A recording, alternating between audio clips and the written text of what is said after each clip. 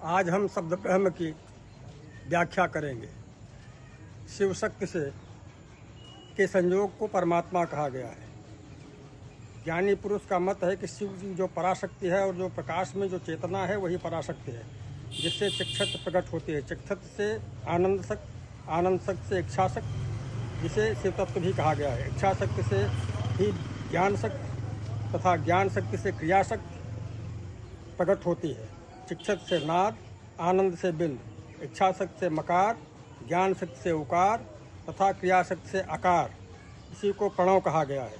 प्रणव से ही 5 स्वर और 33 व्यंजन अर्थात 48 अक्षर का प्रादुर्भाव होता है, जिसको ईशान, तत्पुरुष, अघोर, वामदेव और सद्योजात। ईशान से पुरुष सोत वाणी शब्देव आकाश, क ख ग घ यंग। तत्पुरुष से प्रकृत त्वचा पान स्पर्श एवं वाय, च छ ज झ य। अघोर से अहंकार नेत्र पैर रूप एवं अग्नि, ट ठ ड ढ ड़। वामदेव से त थ द ध न। वामदेव से बुद्धि रसना पायु रस एवं जल, त थ द ध न। सद्योजात से मन नासिका उपस्थ गंध एवं पृथ्वी, प फ ब भ म। तथा इसी के आंतरिक इंद्रियों को स ख सह से बताया गया है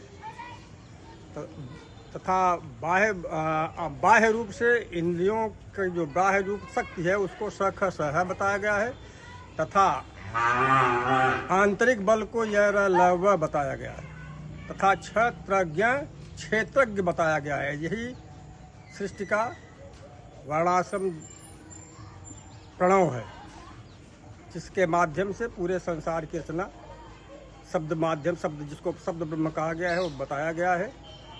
ऐसी स्थिति में इसकी भी व्याख्या थोड़ा सा और पुराणों में दूसरे ढंग से दी गई है। जैसे छांदोग्य उपनिषद में ये बताया गया है इसके लिए प्रणव कहाँ से आया।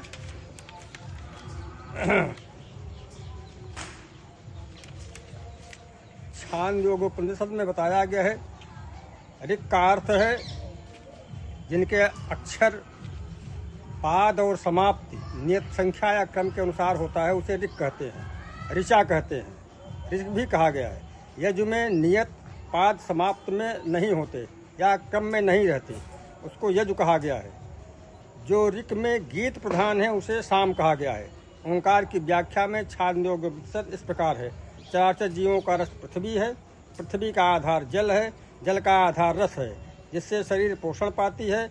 मनुष्य का रस प्रधान वाणी है, वाणी का रस प्रधान ऋचा है। ऋचा के अर्थ में जिनका अक्षर, पाद और समाप्त में नियत संख्या होती है उसको ऋक् कहते हैं तथा इसी ऋक् को गीत प्रधान रस साम के रूप में माना गया है तथा साम का रस उद्गीत है।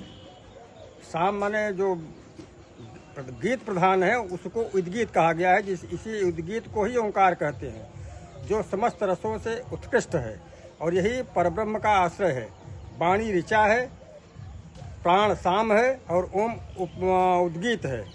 वाणी और प्राण तथा ऋचा व साम एक दूसरे के पूरक हैं। वाणी और प्राण तथा ऋचा और साम का जोड़ा ओम रूप में भली भांत संयुक्त किया जाता है।